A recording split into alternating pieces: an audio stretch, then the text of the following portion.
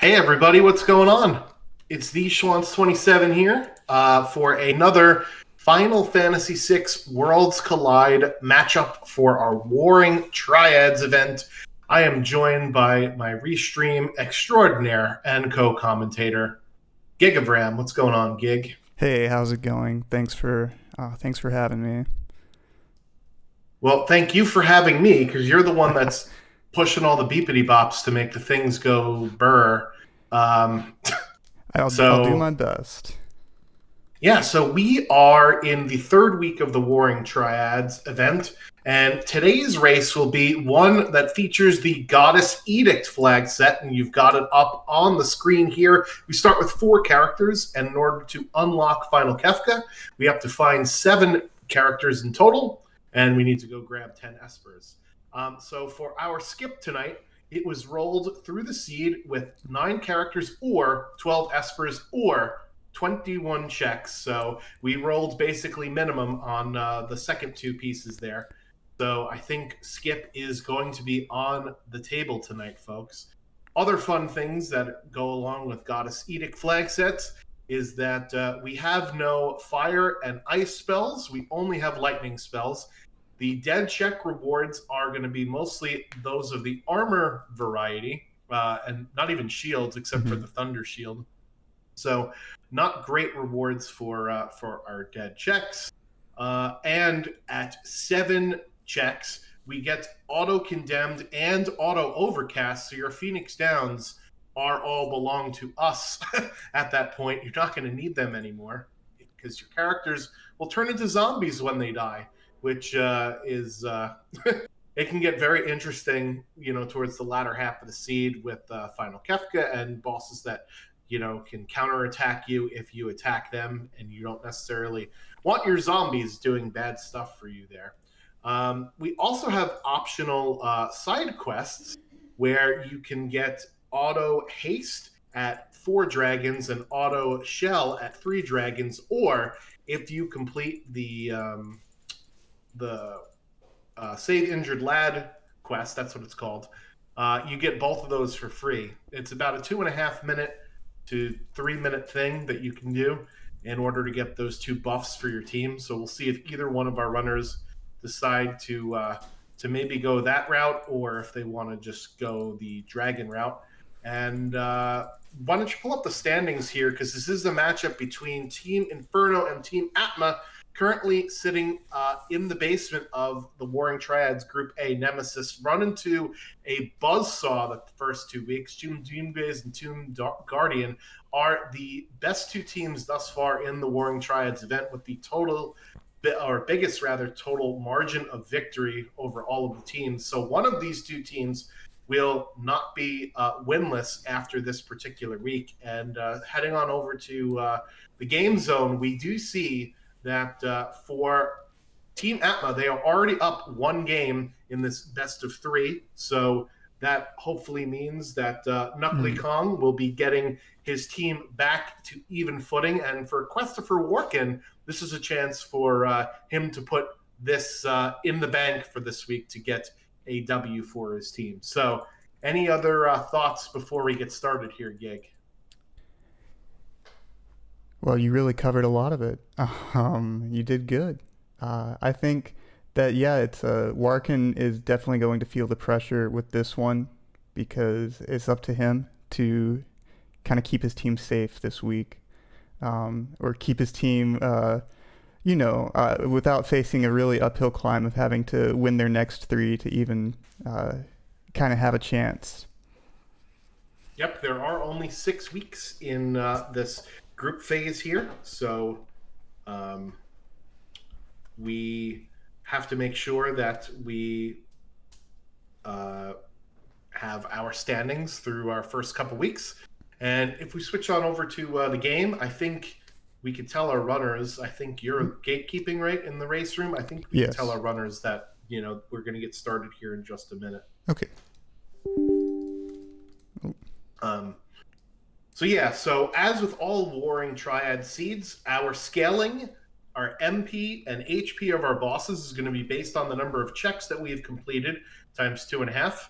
whereas the XP and GP that we get from the bosses is characters plus espers plus dragons times 2.5. So dead checks will be really, really bad. I think you want quit. There we go. There we go. Thank you. Yep, no problem. So dead checks are going to be really bad for our runners. Let's hope that they don't run into a lot of them in this seed. And this will be an interesting one for sure. Goddess flag sets always bring out the weight trickers in the community with the auto condemned and the auto overcast here. As you do see, our bosses and dragons get plus some levels, and we've got Umaro, Go-Go, Mog, Control, Natural Magic, Strago to start off with here. So we've got some heavy hitters for for our checks. We have Umaro, who only has the Yeti Cave. We have Go-Go, who only has the Zone Eater. And we've got Mog, who's got two different checks, one of them the Moogle Defense, the other Lone Wolf. And then the infamous Strago checks with Fanatic's Tower and Ebbett's Rock and Burning House. So we'll see what our runners decide to do here. We got two different paths. KnuckleyKong heading into Norsh, which is where the airship is when you start the game. And meanwhile, Warken is heading into the Returners hideout to go do some looting. First 10 minutes or so of a Worlds Collide seed is just looting and seeing sort of what you got here. And we can actually take a look and see what the reward for the Yeti Cave is. We'll see if KnuckleyKong heads up there to go do that. And he looks like we have a 10 battle curse shield, according to that random elderly guy. He looks old, so he's probably smart, right? Yeah. So if we do find Locke, we do know that our curse shield count is at 10, and Ultimate is available in this seed as a 254 MP spell that you could learn. Behemoth Suit and Ice Shield already in Norsh for KnuckleyKong.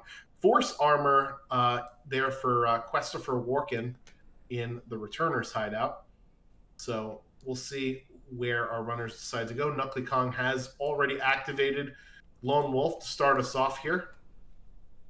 It is a check that is what's considered a free check, meaning you don't have to get a fight to get it. And that is Terra peeking out of the Umaro hole, and KnuckleyKong immediately says, hey, I am not going to continue on with this Lone Wolf shenanigans. I am going to go get Terra right now because my other check choices are abysmal. And I don't blame him here, Gig.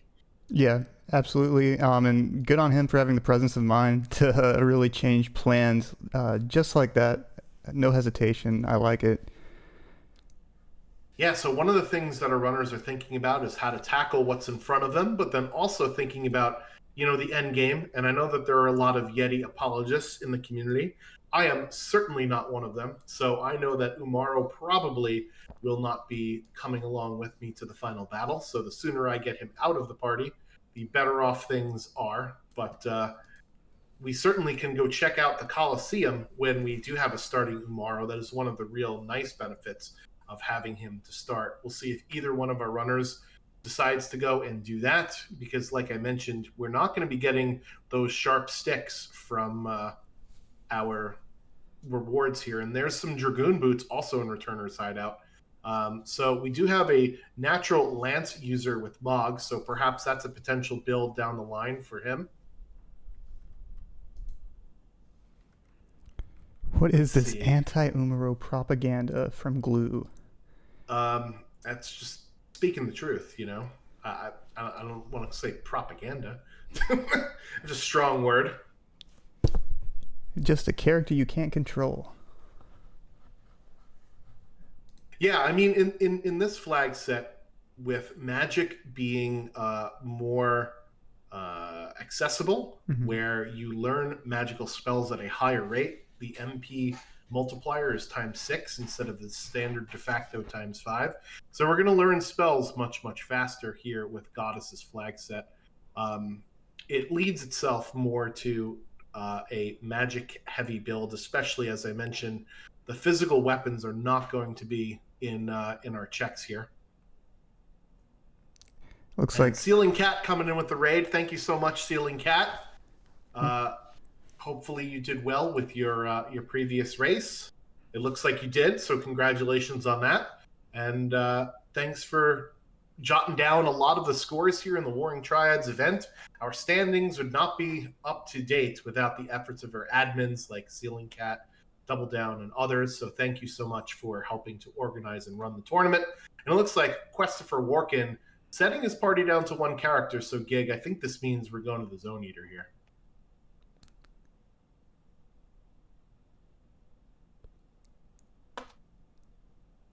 I don't know if we found warp stones, though. That's usually one of the things that prevents me from going to Zone Eater right away, is a lack of warp stones. So yeah, clearly the starting characters in this seed, yeah, they leave a little bit to be desired with Gogo, Mog, Umaro, and Strago. This is kind of like the ugly misfit toys of starting characters. So we do know from one of our runners that Terra is the reward for Umaro's cave. So we'll see if KnuckleyKong decides to go there immediately once he gets some levels. I think he's a fan of taking off the Moogle charm here while grinding in the South Figaro basement. Meanwhile, Warken gets his first engulf, and we'll see how many times he gets thrown off the bridge. I'm going with one here. What do you say, Gig? Hoping for 0. But this, yeah, I'm hoping for 0. Yeah, everybody always hopes for 0. And ooh, this is an interesting fight here for KnuckleyKong. Unfortunately, cat trots do not give any XP. They give a boatload of MP, but at this point, we don't have any espers, so there's nothing for us really to learn. We do have an ice shield, but as I mentioned earlier, no ice magic is learnable in this seed, only lightning. And you got it correctly, Gig. 0 bridge throws here for Mr. Warken, and Yeti just body slams himself into the cactus. Gets some nice GP as a payout, though. That is one thing that Cactrots will also give out a ton of GP.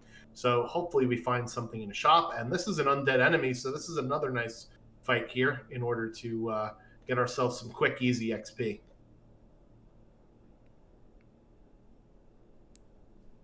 All right, we're coming up to the end of the Zone Eater here. Natural Flare getting learned by Strago. Remember, he does have natural magic on him. So that's really nice for Knuckley to get a pretty powerful spell right off the rip. And oh, no, it's a Mario hat at the end of the Zone Eater. That feels awful there. Mm-hmm. No payoff for that trek. Atma weapon in the basement there of South Figaro. That won't come online for about another 40 minutes or so. And we did see a Force Armor in Zone Eater, but we don't really have much to show for going all the way through this. And without a Warp Stone, it's Walk of Shame time on the way back as well. You hate to see it, folks. Oh, and he can't even get the chest on the way out. F's in the chat for Strago there.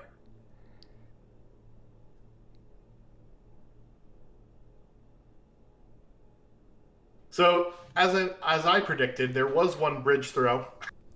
It just wasn't the one that we thought we were going to get. Exactly. You got it. Ruh-roh.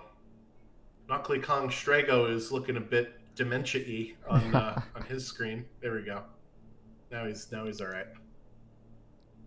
Okay, and then after coming back out of the Zone Eater, KwestopherWarken will reform his party. He is pretty close to both Ebbets Rock and Burning House, so I wonder if we're going to see a Burning House first play from him here. Yeah, one of those longer checks, but you do get some forced encounters before fighting the boss, so it might be worth a shot. Exactly. Go ahead. Sorry, I must have cut you off. I was going to say that Fanatic's Tower is out of the question at this point. Because no magic. That's all. I guess you have the Yeti. Well, so you got two things. You have Yeti, right? Who's not controllable, so he'll just Yeti gonna punch. And then we do learn Natural Flare on Strago, and you can just mimic it over and over again with Gogo. Now, I'm not saying that that's going to be a fun time, but it's certainly doable. It's doable, and I didn't think of it. And it's also one of those peakable checks, which you kind of like in these warring triad seeds, especially when the rewards are this bad. Well, and on top of that, the Fanatics Tower is a guaranteed piece of progression. It's either a character or Esper. It cannot be a dead check, so you will not get that big penalty for it being a dead check. There's also a dragon in Fanatics Tower if you want to take it as well. And it counts as 3 checks for the purposes of the skip. So a couple of benefits to Fanatics Tower there. The downside being climbing stairs and only using magic.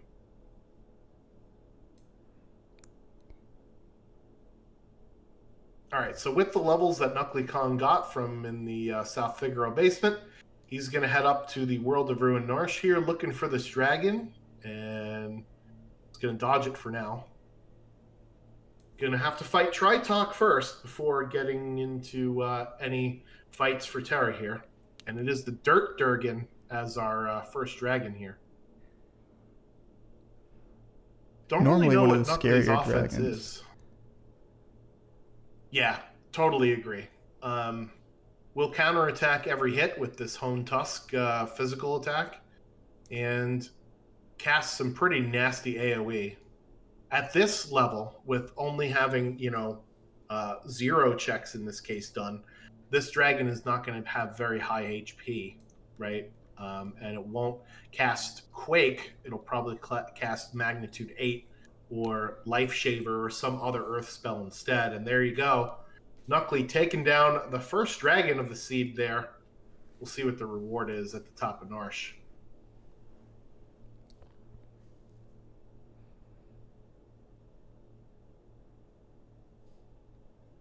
It's another B suit.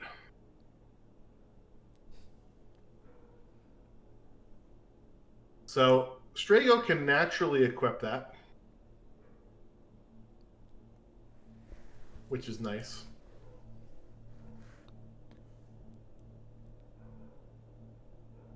Yeah, it's nice, but you wish it, in this kind of seed, you wish it could be an Illumina, which it cannot, as you've mentioned.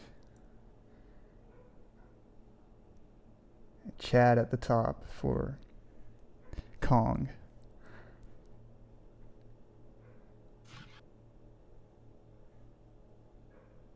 Ugh. This is not a fun fight. No, not at any level, unless you just are completely overpowered by the time you meet him and have fire magic. So I'm sorry. It's okay. I stop, and you're good to go. Yeah, so the interesting thing about what KnuckleyKong was doing, no, you can't run away from bosses in Worlds Collide, but you could prevent Umaro from attacking the part of the boss that actually can't get damaged if you're in the running animation. So that's why KnuckleyKong was choosing to do run for the first part of this fight, so that Umaro would proc those counter attacks that I was mentioning earlier, right? That can get really annoying when having the Yeti around. And that is going to do it for Chad right away. Flare, the spell, carrying thus far here in the early game, and Strago just learning Osmose naturally as well. So he's not going to run out of MP. So Fanatics Tower is looking better and better now after learning that spell and getting whatever this Magicite is. Now, does Flare go through Reflect? Nope. Unfortunate, because there are some enemies that do have the natural Reflect. So we'll hope that the top of the tower is not a Narapa boss. Yeah, that would be ugly. And because you just said it, it's going to happen now. All right, so Warken's got this fire rod queued up from Strago. Unfortunately, Umaro is going to go before Gogo has a chance to mimic it. So that's another downside of Umaro, is if you're trying to use Gogo with Mimic, you have to be careful of when Umaro goes versus when your actual party member is going to go. Yeah, but no matter, because one fire rod and one punch, and that's the end of that dirt dragon there.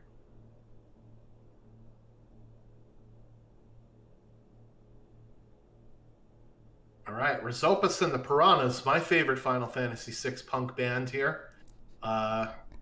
is guarding Terra. So this should be a pretty easy fight for our runners in order to get our 5th character. So unfortunately for KwestopherWarken, he used that fire rod on the previous boss when it would have been super duper helpful for this one, as Chatternook is weak to fire. Just get some video game audio here in the background. I had it muted, unfortunately, for the first 15 minutes. Now you got all of my my tears.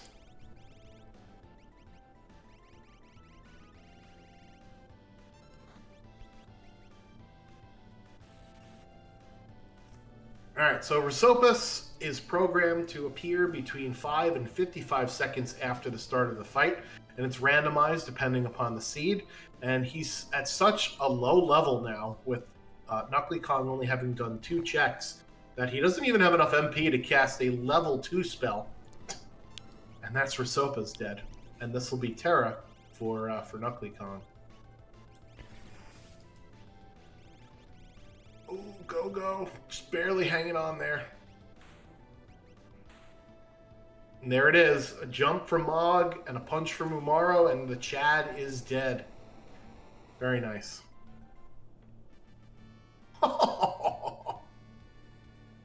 The dream right there. Terra with throw. So now we have throw plus go-go for those counting at home. And that is my favorite type of go-go, is a throw-go. Oh, Warken opting to go back to the save point. Heal up. Yeah, he's not going to need it because we know what this boss is. But he doesn't know that. If only. And KnuckleyKong brought his party down to 1. However, the one that he decided to keep in the party is Umaro. And Umaro, as we had mentioned before, you can't control him. So trying to wait for the Zone Eater to engulf you can be a bit problematic with Umaro. Yeah. I think Kong is Umaro stan, so all the Yeti fans, you know who to root for. There it is. All right, we can check this monster in a box here, and unfortunately it's just a Lobo.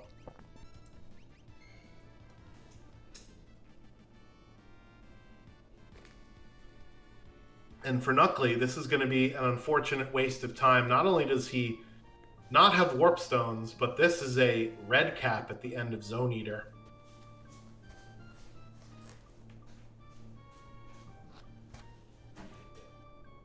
And you know what the annoying thing is? You can't even use the runaway technique with Umaro because he'll actually run away instead of this time.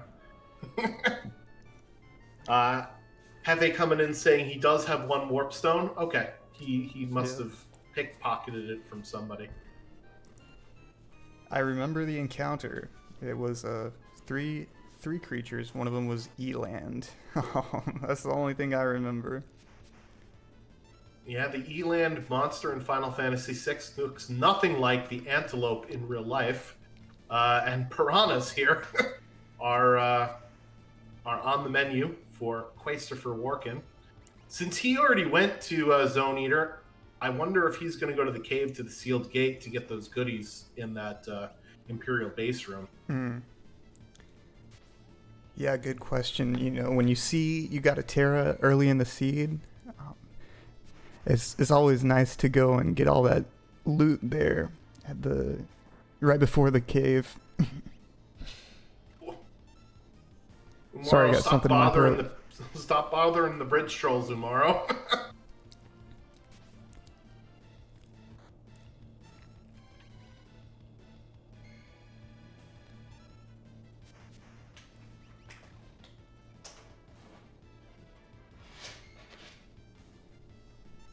So, as we mentioned before, Team Atma is up 1 game to none in this best of 3 series.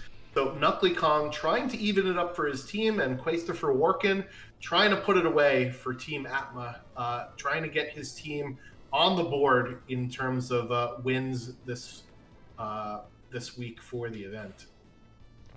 Now, we do count individual wins as well as team wins. This is a team-based event after all.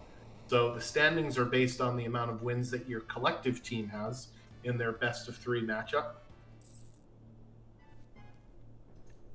And that'll be the next character there for Mr. Warken, and decides to get rid of Go-Go.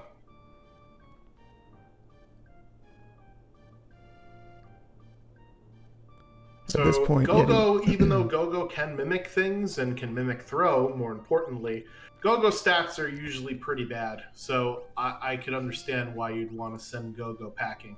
Mm. And also the Yeti has so much damage that it's hard to say no early on.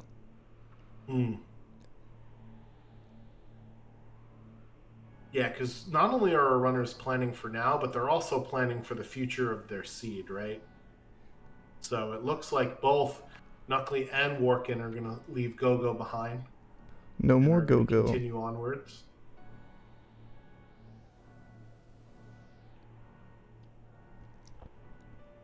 All right, it looks like Knuckley has got this strategy here of let's go beat some dragons up. Might as well do it while we have the level advantage. Dragons do get +6 levels at the beginning of the seed, but based on the fact that he's done, what, 3 checks?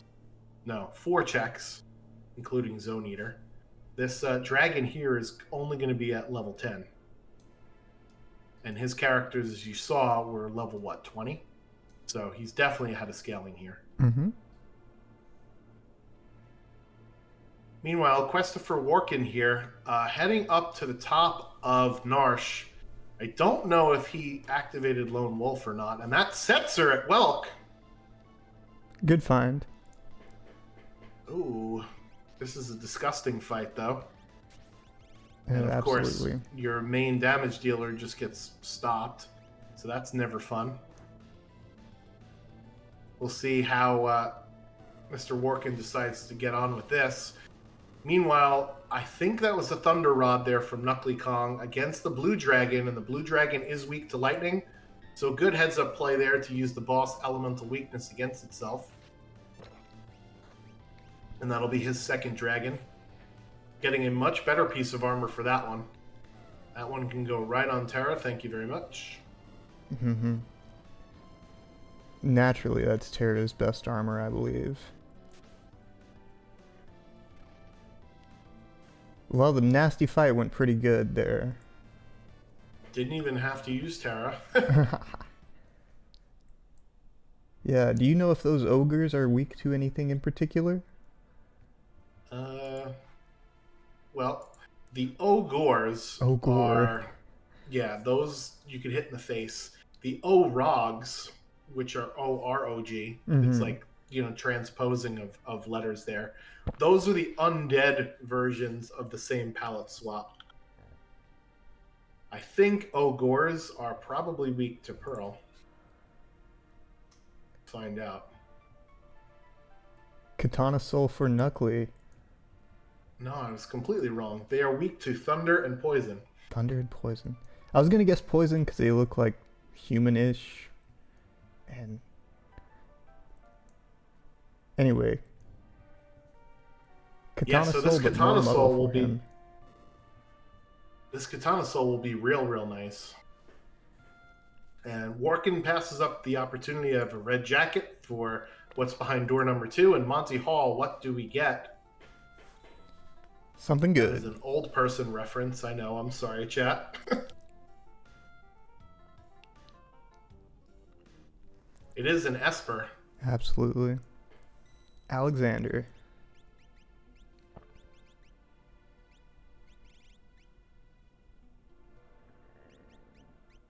Yeah, so we have yet to see a weapon. Actually, no, that's not true. We have an Atma weapon, don't we? True. From the basement. Yes. Yeah. So we do have a weapon for that offering. It's not going to come online right away, but it's always nice to know where that offering is and where it is. All right, so Setzer unfortunately is going to get left behind here. I think he had I want to say GP Rain. I'm not quite sure, but it was nothing that popped out at me when I saw it.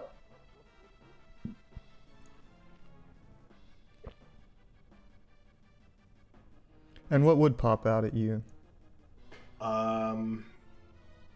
Well, we already have throw. True. Blitz would probably do the trick, because in these flag sets, you're probably going to get to level 42 to unlock Bum Rush. Same thing with Sword Tech. You're going to get pretty high levels, so you're probably going to naturally get Sword Tech 7, even if you don't get Cyan for the Dome of Dream sequence. And those would be, I think, my biggest commands that I'm looking for now that we've already gotten throw. And Warken, unfortunately, missing the skip here. Getting an undead enemy with these black dragons. However, you kind of want to keep your revivifies, because as I mentioned, these runners are getting very close to 7 checks. Warken actually is on 6, so after Kefka at Norsh, he will have the auto condemned and auto overcast. Bolt 2 on Alexander. So we have some offensive spells finally that are not flare. And here comes the Zombites against KnuckleyKong. Using Strago to control one of them, so that enemy stops hitting them. That's a nice strategy there. This Zombite is relentless. Oh god. Hey, instant death proc with the scimitar. The problem is that Ogors can use that Zombite attack 2 and maybe even 3 times per turn. So it can be pretty horrific. That's why these ads are kind of difficult for for Marshall here, as we got a whole lot of zombies, and that's a unequipped Setzer, and it was GP Rain, like I mentioned. Get the heck out of there, Setzer.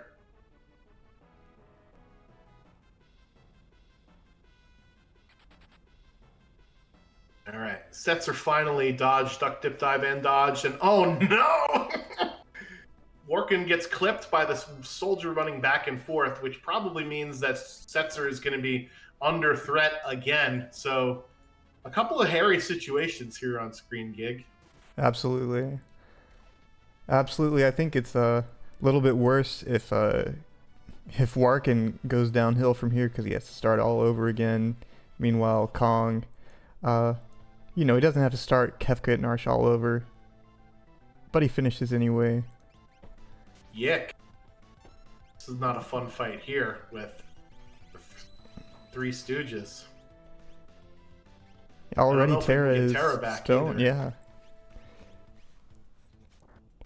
So I think the strategy here would be kill at least one of these Stooges first, and then figure out how to get Terra back in this fight. Because the problem is with the Three Stooges, if they are alive for 3 turns in a row, all 3 of them, mind you, they will use Delta Hit, which will turn yet another one of your party members into stone and will make it even harder for you to recover. Oh no, Strago gets muted. Ugh. We got a remedy. I don't know if Warken saw that in the inventory. Yeah. Like I mentioned, I think you got to get this. You got to get this under control first. Oh no. It's going off the rails on this crazy train. Alright, this should hopefully kill Mo up top. Or, I'm sorry, Curly up top. There he goes. That it does. So now we're just left with Larry and Mo. Mo is the lightning one. Larry is the ice one. And Larry can sometimes run away if he's left by himself, so that is why Warken is heading after that lightning stooge first. The problem is he's got 2 petrified teammates, and he's only got 1 remedy, you said? Well, I saw 1 remedy, yes. Yeah, so now it's a choice of who the heck do we go pick up, and Warken says, neither one of you idiots. I'm getting through this fight right now. I don't blame him. Yeah. Alright, second Magicite there for KnuckleyKong. And big raid from Possum Orpheus. Hey, thank you so much, Possum Morpheus, for the raid. Welcome in, Raiders. Even though your football team has been eliminated for a while now, you get to now watch the Final Fantasy VI Worlds Collide Warring Triads as KwestopherWarken getting that auto-condemned and auto-overcast there after that fight. KnuckleyKong will be dealing with that same thing after Kefka at Narsh.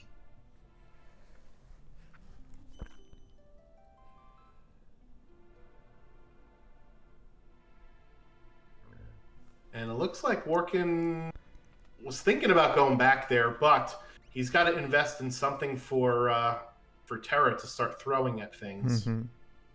I think there were some shurikens here in this item shop. Yep. There they are. Yep, 91 is excessive. You probably need around 30 or 35 maybe at the most per seed. I'll take 91. But they don't cost a lot. They're cheap. Yeah. Might as well. Who knows? They double as nice beer coasters, I've heard. Nice wagers for the Coliseum sometimes. But I think we're past that point. Oh, and here is character number 7. Ooh, wow, it is Gao at Moogle Defense. So our character tree is pretty wide so far. We haven't done a lot of checks. We've done 7 for each runner, and we already have 7 characters in the case of KwestopherWarken.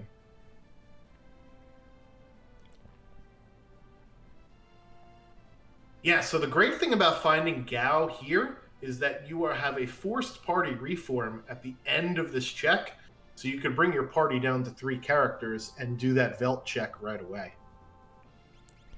Is there dried meat in the inventory is the question then. That is the question. Speed +1 and some quick on that Esper. Strago is slow as hell, so give him the speed +1 Esper. Thank you very much. Yeah, quick is not a bad spell either.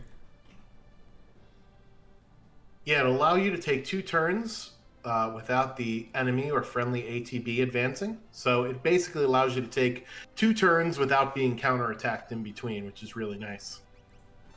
On this seed, all the overcast timers or condemned timers stop, but the character that's casting quick, it doesn't stop. So sometimes it's a little scary to cast quick in a goddess seed.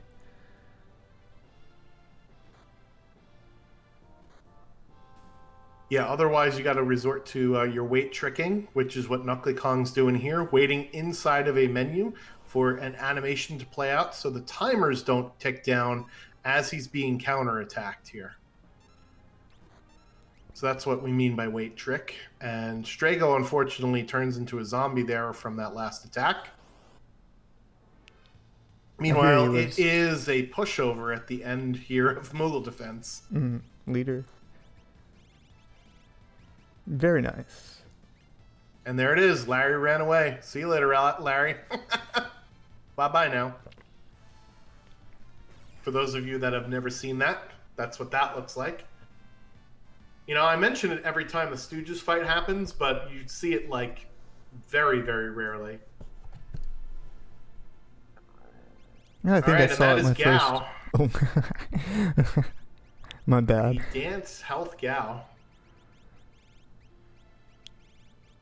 Yeah, it's not the best Gao.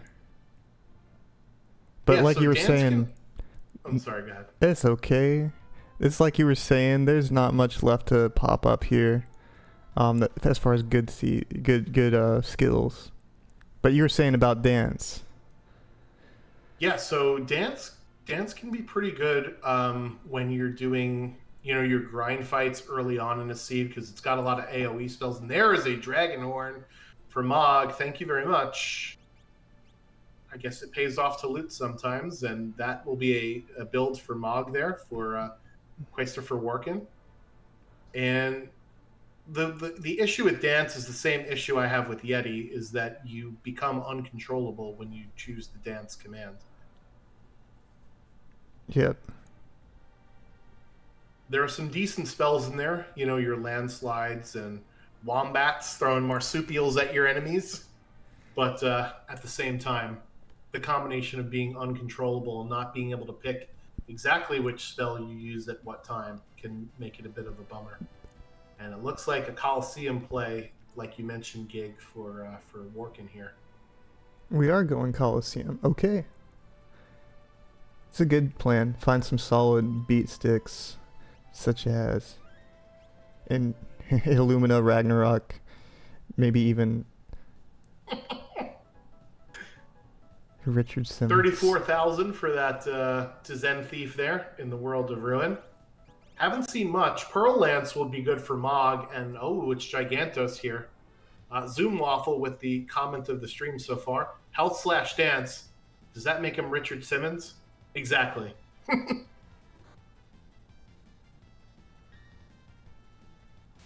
There it is.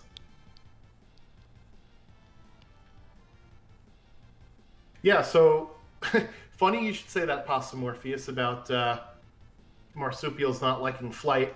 Wombat actually doesn't hit flying enemies. That's one of the downsides of Wombat. So it's pretty on par. Two pretty good comments back to back from the chat. So thanks for joining us here. And that is another Esper at the Coliseum, one of Setzer's checks.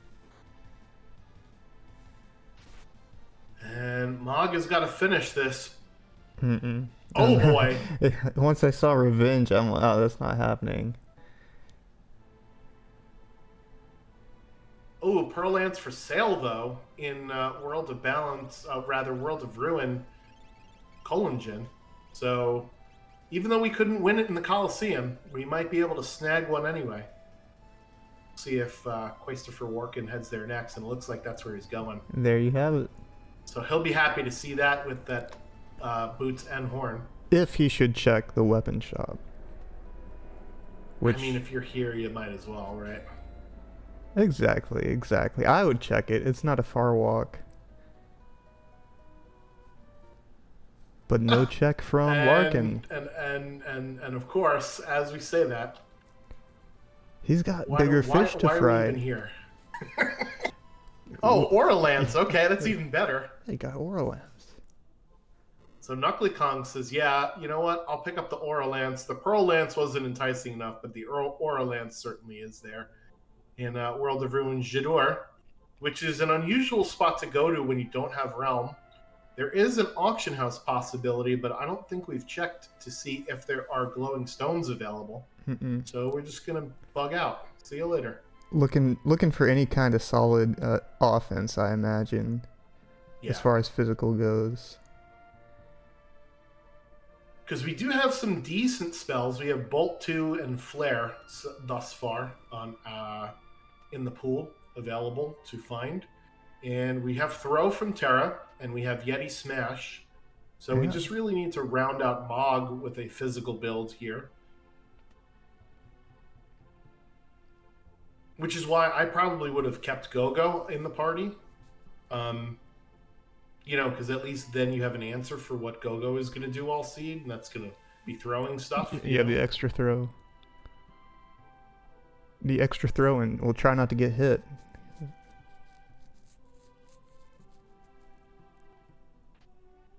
All right, monster in a box here for Mr. Warken, and this will not be Katana Soul. No. We know that Katana Soul is in the classroom, the beginner's classroom in Narsh. And gonna fight this anyway. You do win a Dragon Claw from the presenter, which you could sell. Yeah. It's not a very good stat stick. It only gives you, I think, plus 1 magic power and maybe plus 2 strength. So it's not something you'd want to use in a battle here. I think you get a bit of gold from presenter too. Do you? I don't know if you do. We're about to find out. We'll find out next. 4,800, okay, not too much. Go. I mean, you get more from selling that Dragon Claw, right? So you might as well. Yeah. Anything you don't use. Cat hood. You sell it. Ooh, cat hood's not bad to have. Yeah, I'd argue it's one of the best helmets in the game. Helmets are not very good in Worlds Collide. That being said, it will give you the max amount of GP from a fight. And KnuckleyKong is going to take himself into Kefka's tower. So now we know what he was looking for in shops. He was looking for warp stones to get out of KT. He's going to overload party number 3 and go get himself some levels and beat up one of the shuffled statue bosses here early in the seed so that he can come back later. As we mentioned earlier, with 9 characters or 12 espers or 21 checks, we low rolled on 2 of those 3 for Kefka Tower skip. Yeah, 9 characters is a little high, but espers and checks for sure. Well, 9 characters. Warken might hit that by the time this seat is over. He's already at 7. Alright, and we're searching the sky. This is the Doomgaze spot. This can only reward an Esper or an item here. And we've got Rexall. And Yeti decides to play nice in this fight. This is one of those fights where it doesn't matter if you hit the little guys on the side. You got to hit the big guy in the middle.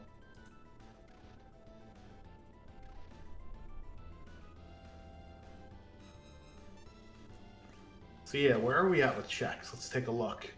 This will be Warken's 11th check, and KnuckleyKong is at 9.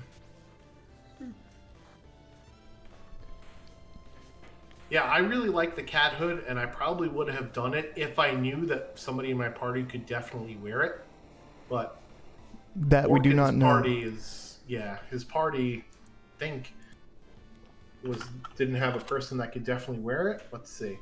Yeah, because only Realm can naturally wear that. There is a 33% chance that somebody can equip it that cannot equip it in the vanilla game, but that's a slimmer chance. And that's another dead check at Doomgaze. It is a snow muffler. Unfortunate to hit these dead checks. I find I hit the most dead checks in Goddess Seeds. Yeah, the thing with Goddess flag sets, and this is more of a meta discussion about how Worlds Collide works, is when you have such a big branch of potential possibilities to start off with, and characters are usually more deeper than they are wider, that means that there usually aren't a lot of characters from your first starting 4 characters, right? You're going to have to find character number 5, and then character number 6 will probably be in character number 5's checks most of the time, right? So with Goddess, that leads to a lot of checks that don't give you rewards right away. Yeah, it's all about whoever can find that really deep character first. Alright, and KwestopherWarken did not go and check to see what this was before heading down into the basement.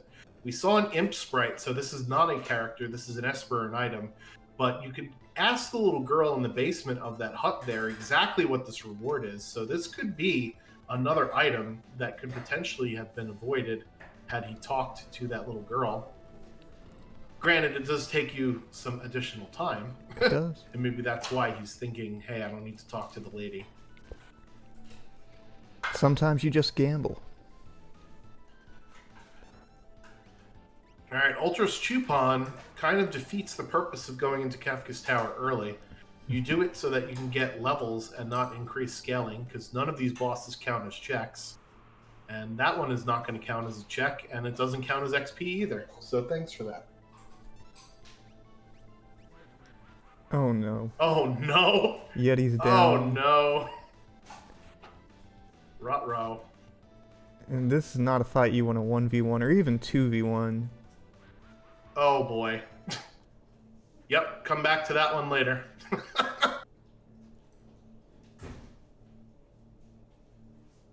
Poor Warken. Meanwhile, KnuckleyKong here taking on the dragon. So this will be dragon number 3. So that means he will get auto shell from finishing up this fight.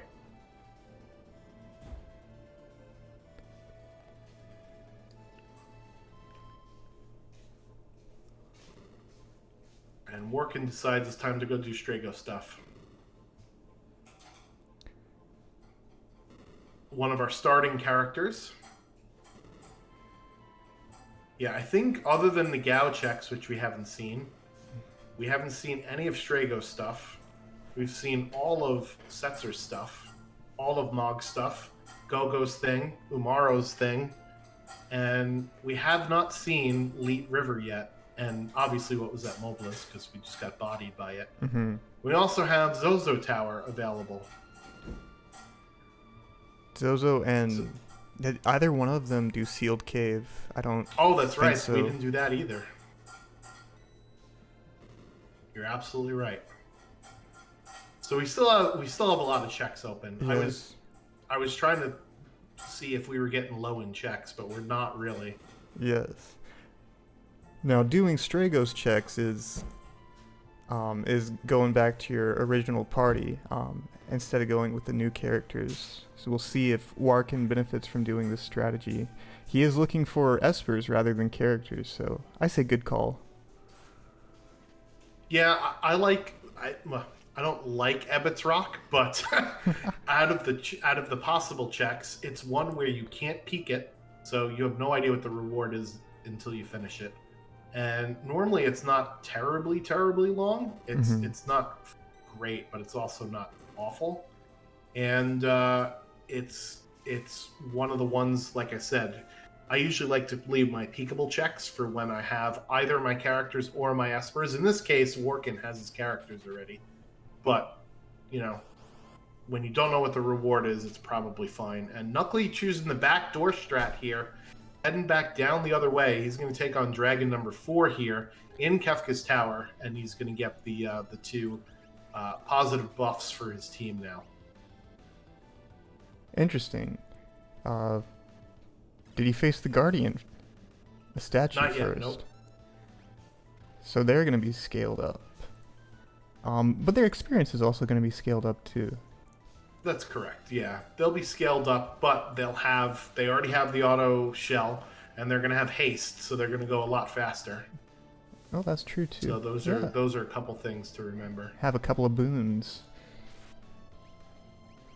Couple of buffs. And there it is, Dragon number 4 down for KnuckleyKong.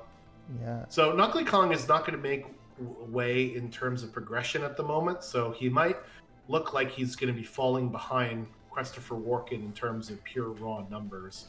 But he is taking care of bosses that both of them will have to defeat at some point later on in the run, with the statue spot here in the middle and the guardian spot that you mentioned. So he is taking care of business, just not in the same order that we're used to. We're used to going into Kefka's Tower once to clear out everything, but he's doing it early on at the moment to do that. It looks like we got offering an Atma weapon for Terra, and that is a Genji helmet dead check at Ebbett's Rock. Oof. Yikes. Genji helmet is a little bit better than Cat Hood because everyone can equip it, but dead check is not great, unfortunately. Yeah, I mean, the Genji helmet is the best helmet to sell because it sells for the most money. That's true too.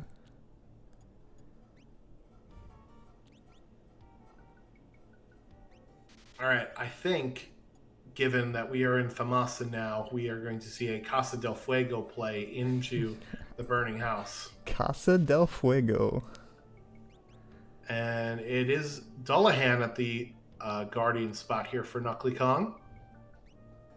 Potential to steal a Genji glove from this boss.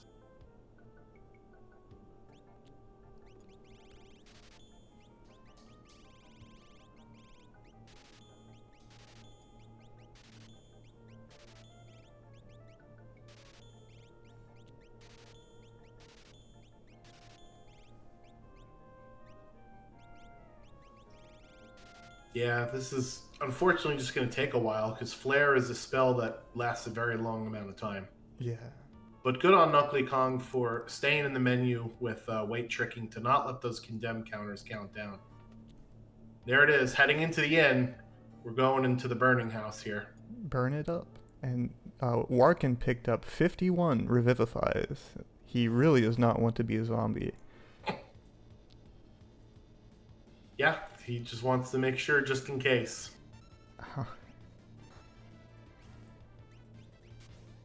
I'm with him. It sucks to be turned into a zombie.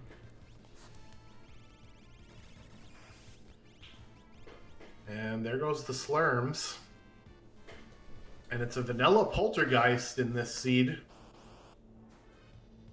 At the top of the road here. Yeah, so have they bring up a good point in chat. When do you do the tower dip versus when do you just do, your normal playthrough here? And I tend to do my tower dip if I'm feeling behind in levels. Mm-hmm. If boss fights are taking a little too long, because then I will get levels without increasing scaling. Or if I don't know if I have an answer for the statues, one or two of the statues, because with a full party here, this fight is going to be much easier now, and then the 2 characters per side statue will also make those 2 fights a lot easier too. Yep. And it's just knowing what your strengths and weaknesses are as a party. Definitely. I save it for when I'm feeling weak, towards the end of the seed. Mm-hmm. Oof. Yeah, it was looking bad.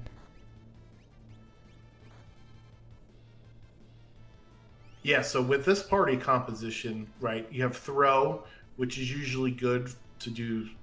You could usually get away with doing a boss solo with throw, because throw ignores physical defense and it does double damage from the back row, and it's just all around the best command in the game. And then Strago having flare helps on most of the bosses. Doom is obviously going to be the problem there because of the second phase of that fight. He gets reflect. But other than that, there's not really an answer for, the other 2 characters in his party, what they're going to do against the statue boss. So yeah. I don't mind doing this play that he's done here. Yeah, I think it's good.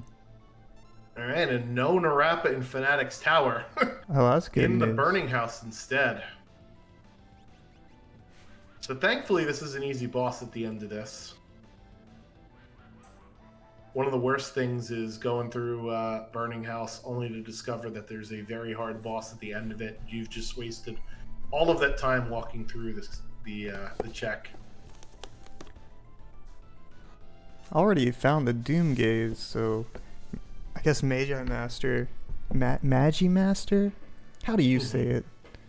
Magi Master. Magi Master. Oh, and we got another character here. It's a cutscene. Yeah, maybe not with character. what KwestopherWarken wanted, but depending upon which character this is, if there are better checks, and that's an interesting character here. We got 2 very good checks. Vanilla Shadow. 2 yeah, very so Shadow's checks. got a couple. Sorry, go ahead. Nope. 2 very good checks and 3 not so great checks, but I think you were just about to mention that. Yeah. So the good thing about the floating continent is you are guaranteed to have 2 pieces of progression. The bad news is it takes a much longer time than, some of the other checks in the game. So maybe if Warken is feeling like, oh God, I'm at 13 checks right now, and I've had so many dead ones, right? So... All right, so KnuckleyKong peeks that side statue. I didn't even see what it was. He reset so fast. So maybe somebody in the chat with better eyes than us can let us know what that was. Doom left, Goddess right, from Heffa. All right. So Vanilla Doom, Vanilla Goddess, Vanilla Statues this seed. So now KnuckleyKong knows exactly what statues are on which side so that he can better prepare his party later. He's going to regret doing this. And Warken is going back to the well here for Doomgaze. Now that he's not a multiple of 5. I don't think he checked what this reward was, though. Still hasn't checked.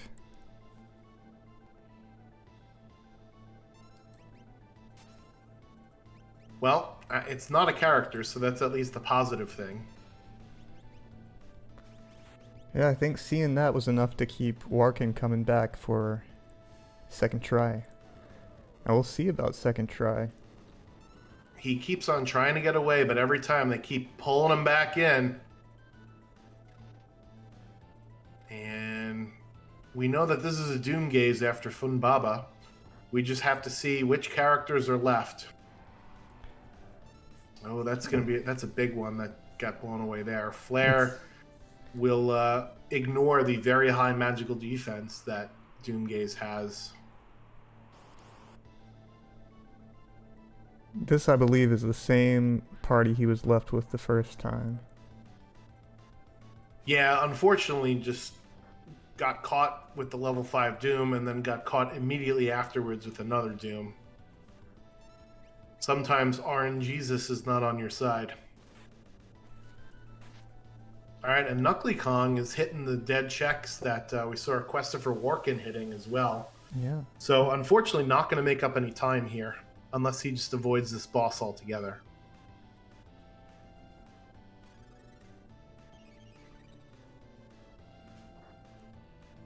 Here you go, little body slam action. So the Yeti body slam will ignore the very high physical defense of Doom Gaze as well. So that's what we're hoping for out of Yeti, is more slams and less punches. You could see the difference in in attacks, right? The punch was 600 and change, whereas the slam was over 2,000.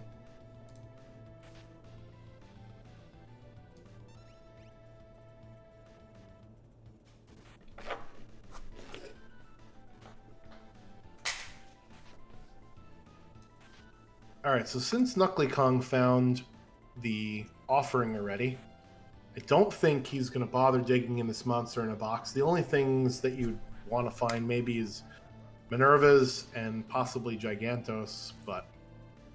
And that is Terra as a zombie here. Which is not good, because that means that we're stuck with a Yeti on a timer. So this might be another reset here. Mm-hmm. It's looking bad for Warken. Oh, clutch it, Yeti. Oh, no, that's probably going to do it there. Come on, Can Yeti. you get off one more turn? One more turn. Oh, should have been a slam.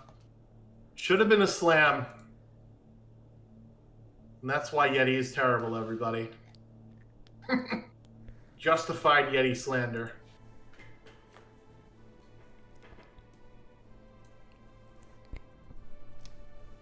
Are the Yeti believers feeling okay?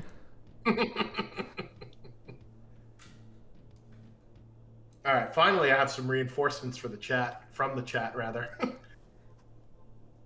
Okay, so now we got two checks that we haven't seen yet here, Gig. It's the Velt Cave for Warken and the Sealed Gate Cave for KnuckleyKong. I like it. I like it. It's too bad, KnuckleyKong hasn't picked up the Gal yet. I'm forgetting where that one came from. So Gao was in a place where you had to reform your party. Moogle Defense. That's it. Yeah. And there's an Esper on the ground, so finally Warken is going to get rewarded with a shiny stone after what seems like forever, between getting bodied by Doomgaze the second time and then the dead checks that we've seen. So many dead checks. Got a Wilk. Yeah, nice easy boss here.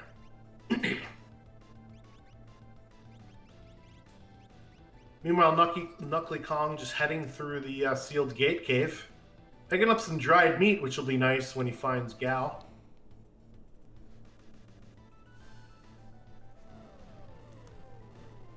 That's one of the things that prohibits our runners from going to the Velt check, is not having dried meat and then not wanting to look for it either.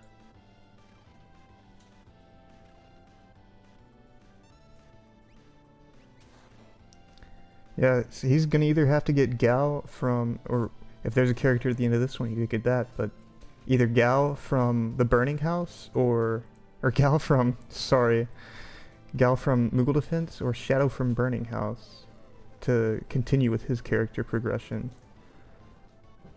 Yeah, we haven't peeked what's at Fanatic's Tower. Ebbett's Rock is dead. Burning House is Shadow, as you mentioned. We don't know it's at Zozo or Elite River. We know that it's not a character at Mobliz, so this is one of the terror checks we haven't seen, and that is Celeste. Celeste. What So, do you know? Looks like multiple paths through the seed, and at the hour mark here, we do have character go mode for both of our runners.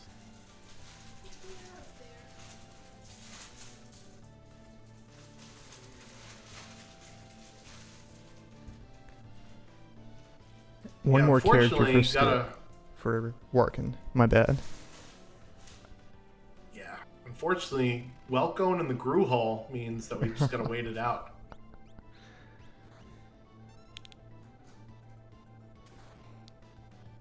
And we also, oh god,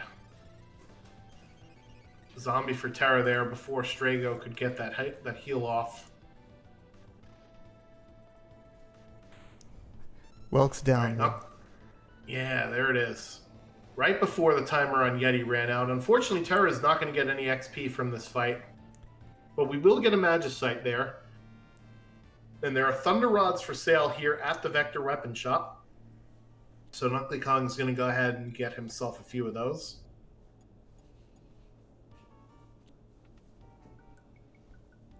Always nice to have rods.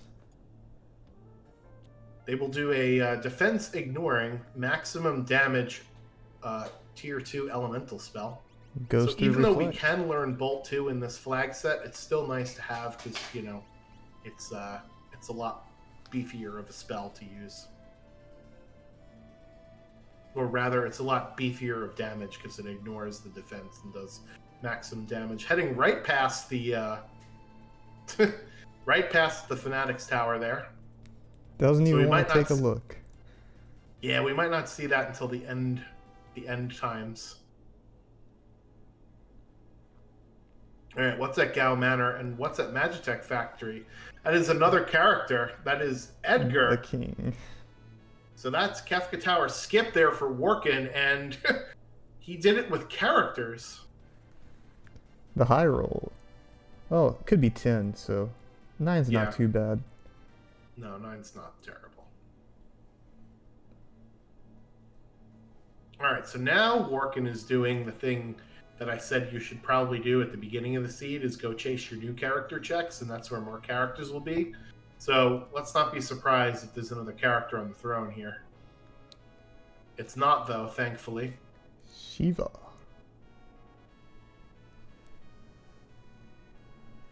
Alright, so now we have a lot more options open for us, Gig. We've got Floating Continent still out there. We've got Ancient Castle and Figaro Engine Room. And we still have a few Terra checks that we don't know what the outcomes are. Yeah, there are so many paths open right now on Warken's side that I do not know where to start for where am I going. Probably Floating Continent, and there he goes. Yeah, hour and 3-minute Floating Continent never feels good, but, you know, it's two pieces of progression here. Yeah. He's hoping they're both Espers. That's the other thing. You have to hope they're both Espers, and Shadow's a newer character, so very scary to do it. But you kind of have to. Unless you want to go do Terra's old checks. Yeah, we still don't know what the heck Gao has behind him. Because neither of our runner did Velt or Serpent Trench. And we did find Edgar at one of Shadow's checks, so perhaps that's that was the role of Shadow, was to get us to Edgar, and maybe Floating Continent gets 3 Espers. That's what Warken is hoping for here, but we'll check back with him in about 8 to 10 minutes to see what the rewards are. Meanwhile, that was an Esper there for KnuckleyKong in the Magitech Factory, so that's the first shiny stone he's gotten in a while. What up, Oregon Dude, checking in. And there goes Ultros. And this is a disgusting fight here for Warken. Yeah, it's a fight I don't want to see. Another Esper there for KnuckleyKong, and it looks like he's going all the way to the end of the Magitech Factory. So the third part of the Magitech Factory is guaranteed progression as well. So he's hoping for a he's hoping for an Esper here. Esper, and then character for him, not that great since he's 2 away from the skip. Yeah, so how's he doing? He's at 16 checks right now. Warken also at 16 checks, so both of our runners are even on checks, which is bad for Warken because remember, KnuckleyKong went into Kefka's tower already and has defeated Guardian and Poltergeist, whereas Warken hasn't even sniffed Kefka's tower yet. The gold numbers on your screen are for the Kefka unlock. It's 7 and 10. 4 dragons get you both auto shell and auto haste. And the skip is at 9 characters or 12 espers or 21 checks. I think this is the 3rd encounter here for Warken. So this is the last forced encounter before the first boss of the first part of Floating Continent. And KnuckleyKong similarly has 3 forced encounters ahead of him before getting to the first of 2 bosses at the end of the Magitech Factory. Mm-hmm. Oh boy. Terra's going to be doing some damage with that Atma weapon now. That's nice. Yeah, not at that health though. She needs to heal. Got a knife thrown at her. And speaking of throwing knives, it is Dataluma there for KwestopherWarken. This hopefully shouldn't be a problem, though.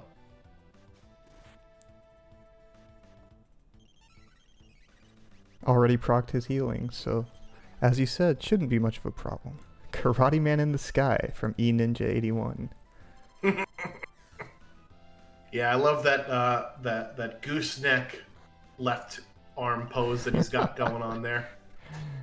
It's a little ridiculous. The artists in this game just really had fun with it. He looks like a parody of what a kung fu person would be, right? All right, so MC Hammer Pants is down, and Strago almost goes down there to that knife throwing lady. Yeah, Soul Dancer's real scary. All right, we do get a story heal before the second boss. Let's see what it is. Hey. Cranes. It's where KnuckleyKong is headed. The cranes.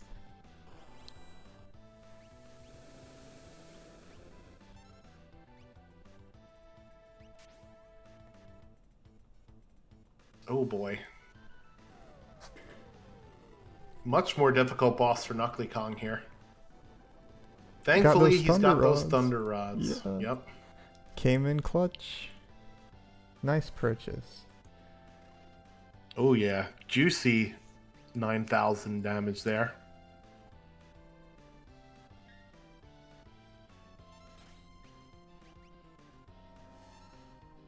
Yeah, Inferno didn't stand a chance. Yeah, Inferno a much more difficult boss than our cranes, but when you have thunder rods, you see how much faster KnuckleyKong got through that than Warken.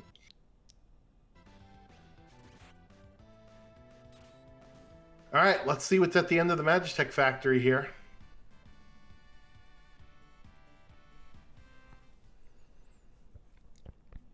And it's another character there at Floating Continent. Oh, it's a travesty for Warken. And it's Esper number 3 from the Magitech Factory for KnuckleyKong. The Magitech Factory was a real gold mine for Espers. You don't say. Some vanilla lore implications there, Gig. Yeah, isn't that something? I didn't even think about that. All right, so that's Ifrit and Shiva down for KnuckleyKong, and he takes the shiny stone lead here. But He doesn't even have skip unlocked yet, as Warken does. 17 checks apiece for our runners, as we mentioned, out of a possible 21 for skip. And we're getting towards the part of the run where our bosses are going to be max level. They will be maximum level of 50 when they both have gotten to 20 checks. They're at 17 apiece. Not too far off. Quay might get them all. Yeah, so we know where Celeste is. We just don't know where the other three are. Cyan, Realm, and Sabin.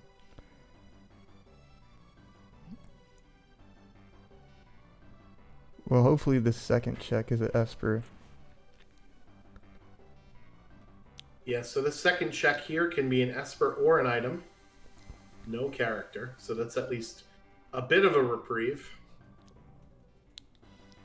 And I think KnuckleyKong's going to the basement for one of Celeste's checks.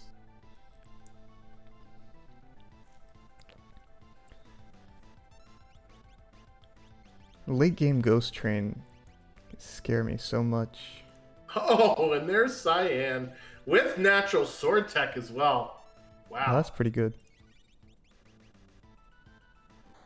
So, KwestopherWarken there trying to revivify the Ghost Train, and in Worlds Collide we have an option that removes the undead property from bosses, and that's what we did in this flag set. So you can't get away with that cheese. You actually have to fight the train. I don't think we found a user or a character with Blitz, so the suplex is off the table for the train, unfortunately. Very unfortunate. I don't even think we have instant death either, so there's not really a great way we can take care of this boss. I don't think it has too much health. No. World of Balance bosses are usually not a big deal. So, it was 55,000 in the World of Balance for Zen Thief, and it was not a glowing stone. So, we're going to have to actually find these rocks here somewhere. Wonder if we'll have an auction house check. Oh no. A red cap for KwestopherWarken on the floating continent at spot number 2. Well, you hate to see it. Kong straight into Doma.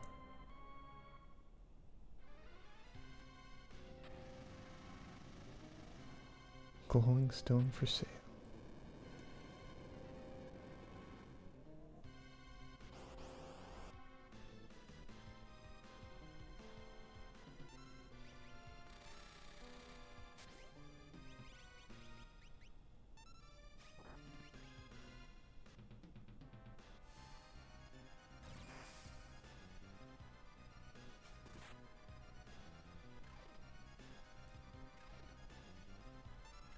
This Prometheus fight, I learned the other day that someone told me you shouldn't really try and fight him because he's got too much health. But looked like he gave about 11k XP, so... Yeah, if you can take care of it quickly, then it'll definitely give you a lot of XP, because that's a Kefka Tower enemy. Oh, I see. Let's see. Prometheus, weak to thunder and water, as most machine things are. So, yeah, it's found in Kefka's Tower. Meanwhile, Atma weapon in Cyan's Dream. So KnuckleyKong immediately heading to Cyan's Dream. I wonder if he might hot swap one of his characters for the beefed up sword tech Cyan, maybe? Although Cyan's not in the party, so I don't think that's the plan here. Yeah, got another Esper though. Yeah, so 2 more away from unlocking Final Kefka. And the second part of Cyan's Dream is a guaranteed piece of progression, so we'll see what it is. Realm. It's Realm! So Kong will have skip. All we're missing is Sabin.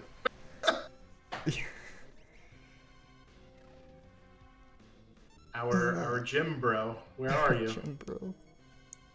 Isn't that something? We found almost all the characters.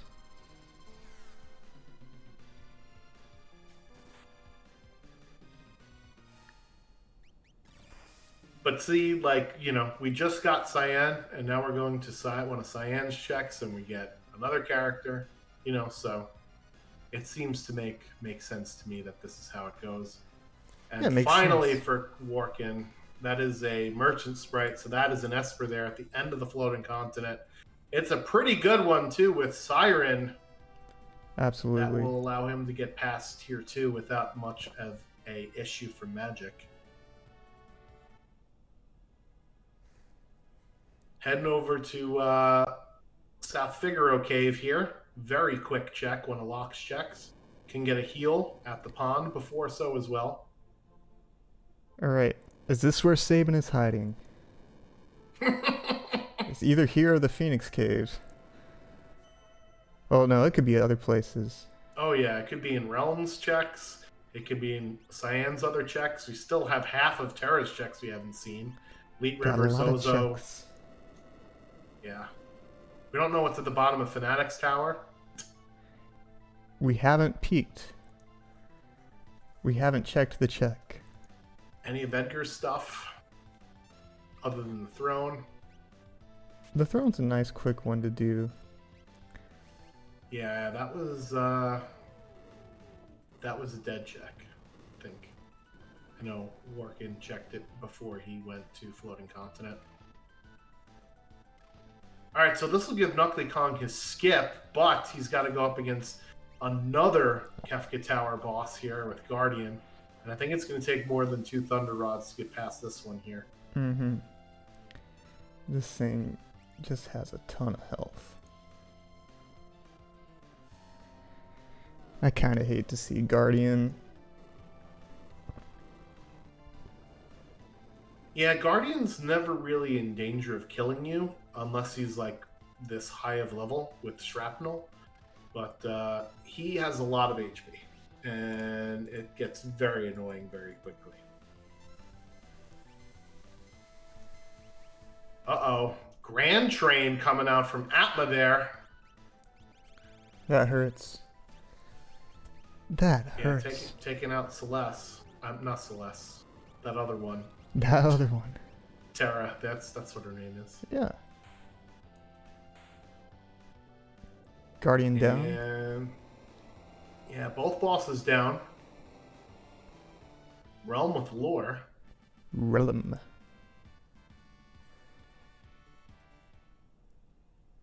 We'll see Magicite at Locks check. There we go. Very nice.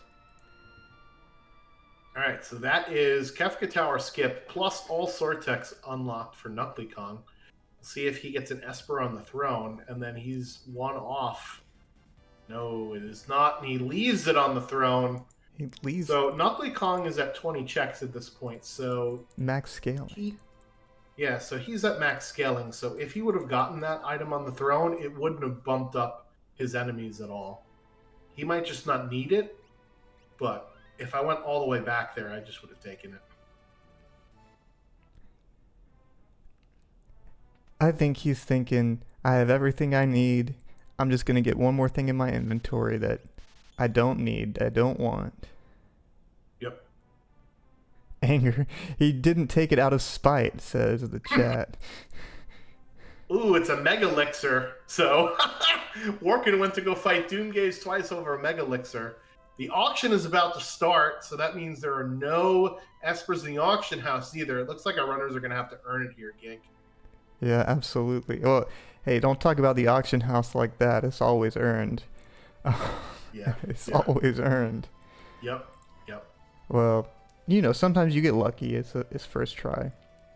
Yeah, so maybe KnuckleyKong's a Seinfeld fan. He left the bling bling on the throne out of spite. And you can't return things because of spite, but you can certainly leave things because of spite. Go into the cyan check of the Zozo Mountain. I saw Zozo and I thought, is this balance or ruin? Looks like ruin. Okay. And that is an Esper there for KwestopherWarken at the weapon shop. That could only be an Esper or an item check there. So that's smart play, knowing the checks that he has and what the rewards can be. KnuckleyKong, meanwhile, has already done 4 dragons, so I don't think he'll take this 5th dragon. But gonna see what the reward is at the end. I'm an auction house apologist because I think in Worlds Collide the money that you get is never all that impactful usually in the game, because there's usually not like too much stuff you could buy in shops that's like an instant I win button. So at least having the ability to manage it as a resource and saying, well, I can go get progression to go do it, but I could also understand the auction house is very much RNG dependent, so I can understand why people don't like it. All right, Mega Elixir there for KwestopherWarken, just picking it up from the back of the Welk check. So if you don't know, that is the way to get the item that you decline in the Narsh weapon shop from Locke's check. You got to have Terra's check. And Esper for Kong. Yeah, so Phoenix is the Esper here. So both runners are just one shiny stone away from getting their Kefka unlock. And both of them already have skip, so they'll head right back into the tower. For those of you that are just joining us or that didn't see it before, KnuckleyKong already dipped into Kefka's tower to clear out the middle lane. So they will have only 2 bosses to fight when they jump in the tower, whereas KwestopherWarken will have 4. And this is not going to be a shiny stone here.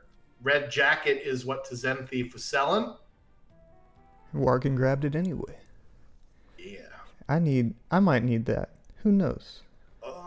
Okay, that is a soldier sprite for KnuckleyKong, so this will be an Esper an item here at Esper Mountain. And hopefully it does what its namesake is, and oh no. Look at where Warken's going. Yep. And we know what this is already. A character. This is unfortunate. And also unfortunate is Tritalk without any fire magic.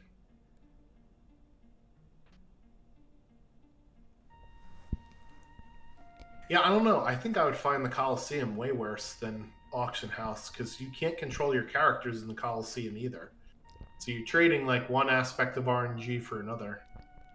But at least you could pick a character build to send into the Coliseum to better your chances, right? Whereas the only thing you can do with the Auction House is just know how to manipulate the Auction House to buying the item that you could take out of the pool first.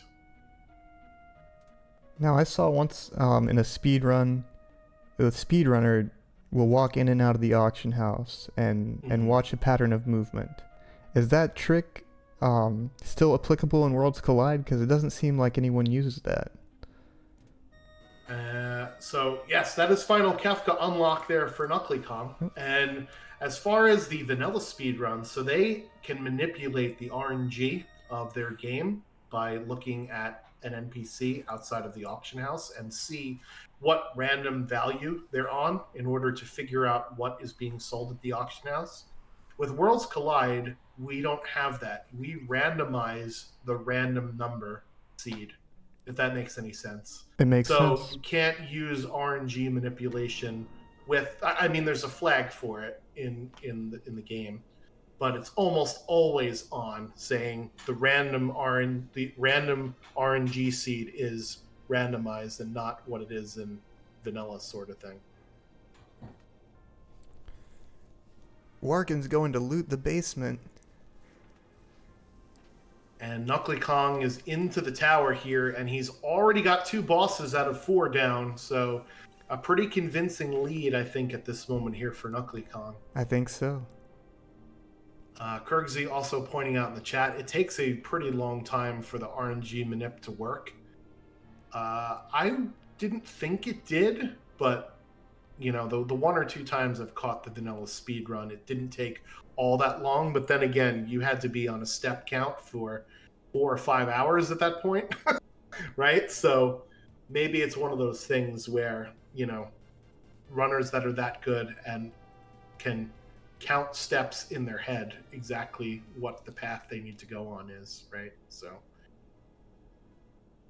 but either way, even if you did take the step count into consideration, you can't do that. Doesn't matter in Worlds Collide because And this is cyan down here, is this not? That's I think right. this is. Yeah, so gotta catch them all. KwestopherWarken on 12 characters now.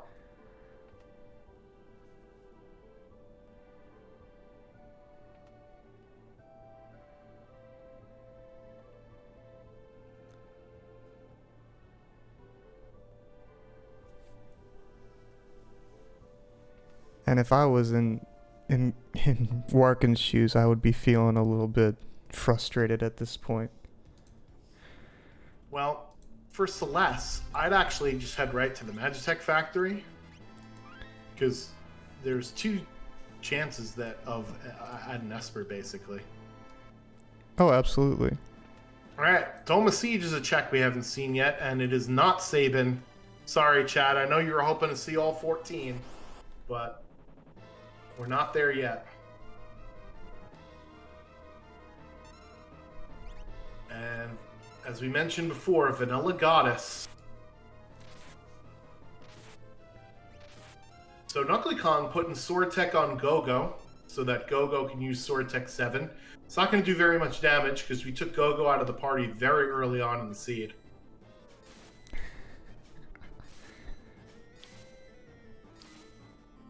Look like Gogo's already a zombie. Having Sword Tech on him could be bad.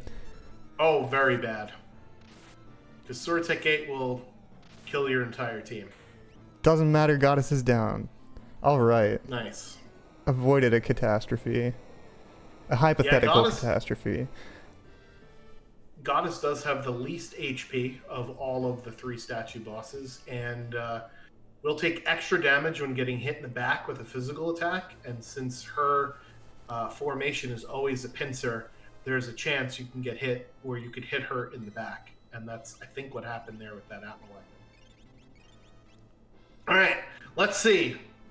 It's a Magicite. Holy shnikes. KwestopherWarken is finally in go mode.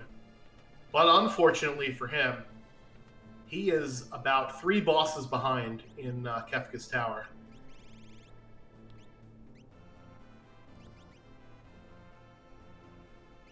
So we'll see if he's got enough offense to catch up. It's not over yet, folks. You just gotta find Kefka's tower. It's a little bit to your right and a little bit down. There it is. Alright. It does kind of blend into the background sometimes. Yeah, you would have thought Kefka would have had a nicer color palette. Yeah.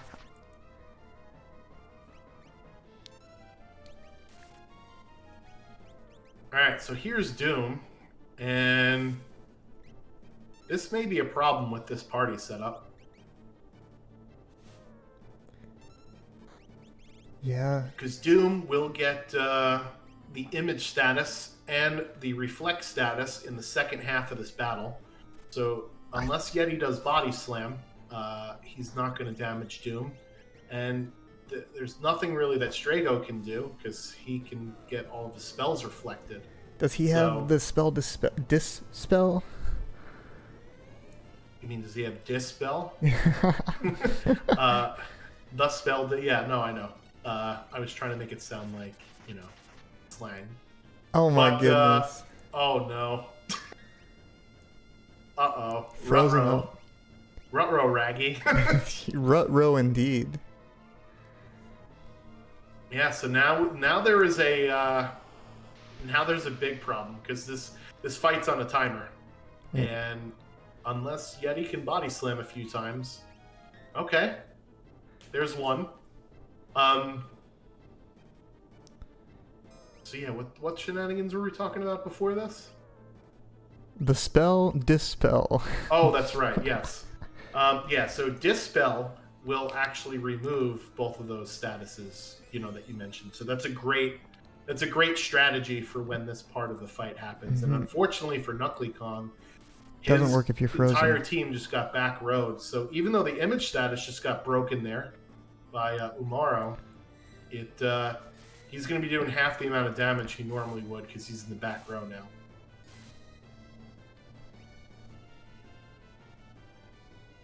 Demon Rage on the Angry Grandpa. Sets are tanking it like a Yeah, he toughed it out like a champ. Yeah.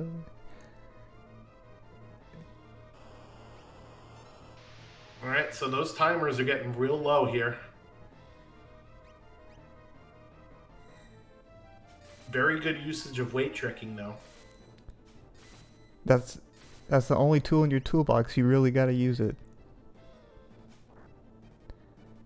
And it. Hey, wow. he pulls through. Yeti with the body slam. Yeti heard me talking smack about him and decided to be like, I'll show you commentators in the booth. I'll show you haters. I'll show you haters. There it is. Dab on them haters, Yeti. they were all saying reset. Well, the Yeti. Yep. Yeti pulled it off. Nobody believed in the Yeti. Even the Yeti apologists didn't believe in the Yeti. As we were saying, stick it out. No, I was telling Yeti where to stick it. Anyway, it's Mog versus Doom here on KwestopherWarken's side of the screen. And we're on phase 2 because he's using targeting and force field. But that Mog just has 20 seconds and cannot use any weight tricking shenanigans because the rest of his team are just beating each other up. Thankfully, he's got that dragon horn, though. See if that's enough damage. Yes, it is.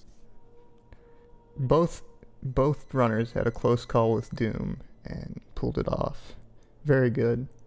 Very fortunate. Yeah, Jump is really, really good against Doom because it doesn't matter what he does in phase 2 because Jump doesn't care about image, which is real nice. However, he's still got 3 more bosses to kill, and KnuckleyKong is going up against Final Kefka here.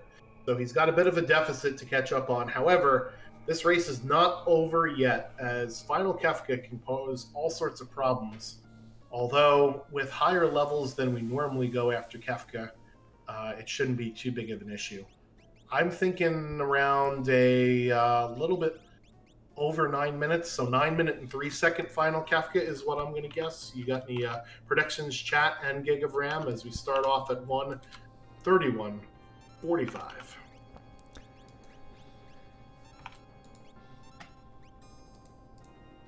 Yeah, I think 9 minutes and 3 seconds. Yep. Yeah. That sounds good to me. All right, late substitution here for KnuckleyKong, deciding to put Cyan in the party because of access to cleave. So will instant death the long arm there, and potentially tools in the next tier if Cyan can survive long enough. Mm-hmm. Yeah, Cleave has really high accuracy as far as insta-death moves go.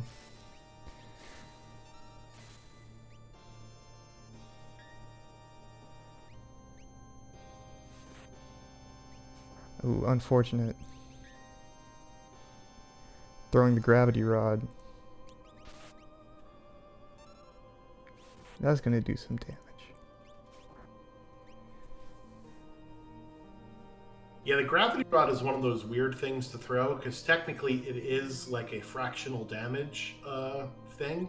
So if your boss sort of doesn't care about fractional damage stuff, sometimes it actually heals the boss. It's very strange. I haven't really been able to figure it out, but My I goodness. just know to be careful about it. Meanwhile, Goddess there putting in work with the water edges, and Strago queuing up Flare. Getting a heal, a very timely heal at that from Shadow.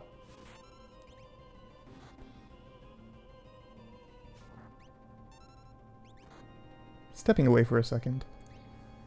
Right. Okay, so Umaro's timer about to run out here for KnuckleyKong. Can he defeat that short arm, that balled up fist? Yes, he can, just in time there. Umaro stays in the fight, and Cyan lives to see tier 2 as well. So this essentially means we get to instant death tools. We know that KwestopherWarken has Siren, but I don't know if KnuckleyKong has any access to Mute to take care of magic in this tier. We also have to worry about Tiger on the bottom because we don't have any ice spells, which we could normally count on. And we have Hit, who is there and does stuff. So KwestopherWarken here is going to revivify his Cyan. Unfortunately, he got regular Overcast in with the auto Overcast. I think he wanted to make sure that one of his characters would be around because of the condemned counter.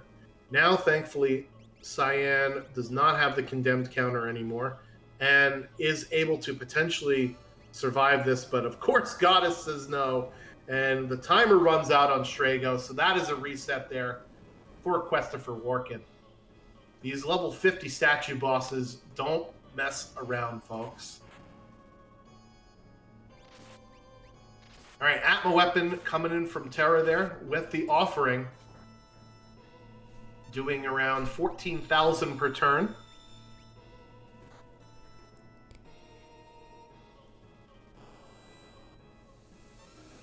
So Warken is going to regroup with his middle party here instead to take out Dullahan at the Guardian spot, and then Poltergeist up top. Ooh, Magic casting Life 3 on himself. So Magic loves to just annoy.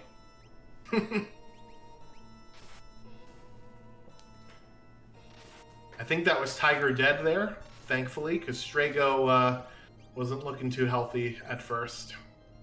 Strago looking pretty weak. Bring him back up to full health. Yeah, so I think we're left with Hit and Magic now. So concentrating on Magic, because Magic poses the actual threat. Hit is just annoying more than anything. Hit will just hit you. I guess you can't decide where Terra's going to concentrate. Yeah, so we're down underneath 10 seconds for a couple of our characters here. So KnuckleyKong has to be careful, because remember, Magic is going to get a Life 3 heal. So you have to kill him, and then you have to kill him again for about 5,000 HP, because Life 3 will give 1/8 of the HP back to the boss, and Magic has 40,000 HP to start. So if we do some quick maths, that's 5,000 HP. Should just be one Terra turn. Oh no, and for KwestopherWarken, Dullahan freezing one of his two actual party members. Thankfully, Umaro again to the rescue. The second time for one of our runners here. And that is Magic back from the dead, and Yeti's got 2 seconds left on his timer. Thankfully, some really good weight tricking here from KnuckleyKong is able to save him from potential shenanigans and heading off to tier 3 with his full team intact now. I also don't know if we got Golem or Fenrir this seed. I don't know. I don't remember seeing either. I remember seeing Siren. Not Phoenix, because Life 3 doesn't help, because Life 3 will only bring you back from the dead, not from the zombie. Mm-hmm. So Life 3 doesn't do anything for our runners here. You need legitimate calmness protection. Or just hope to dodge it. Yeah, I think that's Girl down. Fortunately for KnuckleyKong, I think he's got a pretty good backup in his 5th slot, right? Because Cyan came to the party a little bit late. Mm-hmm. I think he was using Mog before that. I believe so. Although, I don't think his Mog had the Dragoon setup. No, I think he was just using Just Boots and Orlance. No Horn there. 16,000 from Terra, and block from Yeti. Block from Strago. We're heading up to Final Kefka, folks. Meanwhile, speaking of Yeti, it's just Yeti against Poltergeist, and that is a reset there for KwestopherWarken. Bad luck.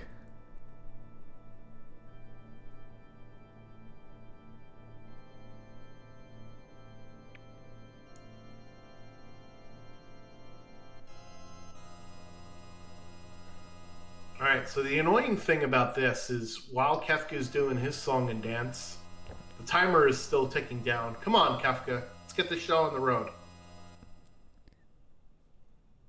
What a jerk. What a jerk. He did destroy the world, so... Alright, so KnuckleyKong is just one tier away from evening it up for his team. And we do have the Mega Elixir that we got as one of our dead checks here. So KnuckleyKong is going to use that in just a second after Kefka opens with Fallen 1.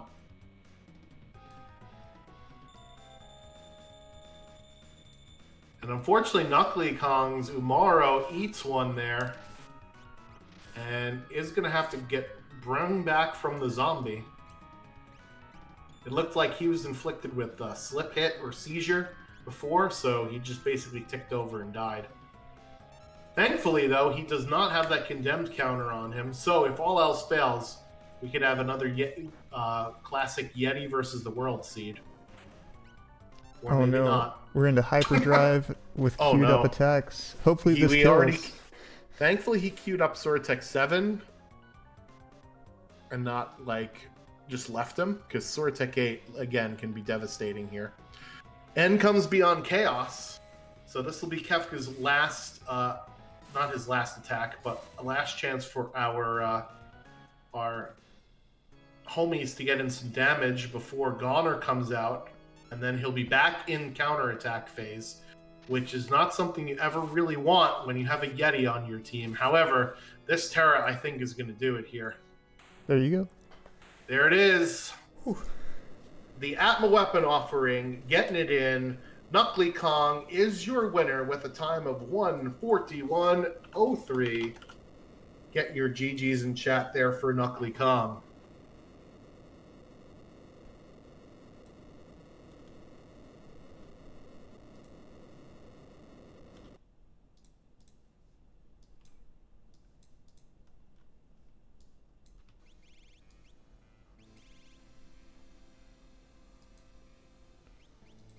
All right, so we started at what time here? 1:30, 1:45. So that was a...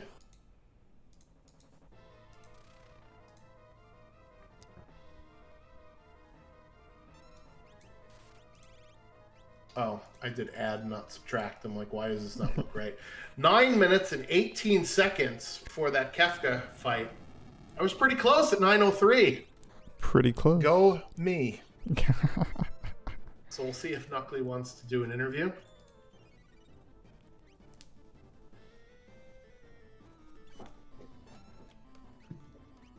Meanwhile, KwestopherWarken here, struggling against the spicy chicken. So this gig is why you go into the tower early and knock off the bosses when they are lower level with a stronger party. Absolutely. Or not a stronger party, but with a more full party. Mm-hmm. And maybe proportionally stronger to the scaling. And in these Warring Triad seeds, I've gone and done that a lot. Either early on or before I do the tower proper, if you will. Because it's it's scary fighting against fully scaled bosses like this. Yeah, especially the statue bosses. They are among the top 5 most difficult bosses in the whole game. I'd argue maybe Doomgaze and Magimaster are the other two, but those are definitely the big 5 for sure.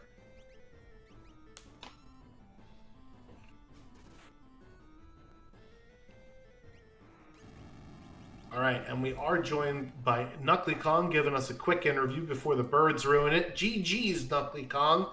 Congratulations on pulling your team at 1-1 for this best of 3 series. Thank you, sir. Let's make sure my mic is working. There we go. I could hear you fine. Okay. So tell us a little bit about your strategy with this seed. It looked like you went into Kefka's tower early. Was that a conscious decision from the get-go, or was that based on the fact that we found so many characters early? It was a conscious decision in the beginning. I like that strategy. I've actually adapted it from you on your poltergeist seeds. The earliest that I've gone into Kefka's tower is 6 checks at about 32 minutes. Um, it makes the end so much easier when you can send 2 strong characters on each side instead of hoping one of your characters can solo the statue. And unfortunately, KwestopherWarken is stuck, walled at Poltergeist here, and is going to say, you know what, I'm not having fun anymore. Which is totally legit. I understand that. If I'm not having fun, I stop playing. I was hoping to be a higher level compared to my checks when I went into the tower the first time. But I feel like I lost a lot of time trying to find warp stones. Yeah. I was wondering what you were looking for, and then when you went into the tower, I was like, oh, that is exactly what I was looking for. Yep. Was also taking the dragons early, a thing that you tend to do as well? Yeah. Yep. Especially on Goddess, when the scaling starts out lower, it's easier to take out dragons earlier, and it helps bump up your levels and keep you ahead of scaling.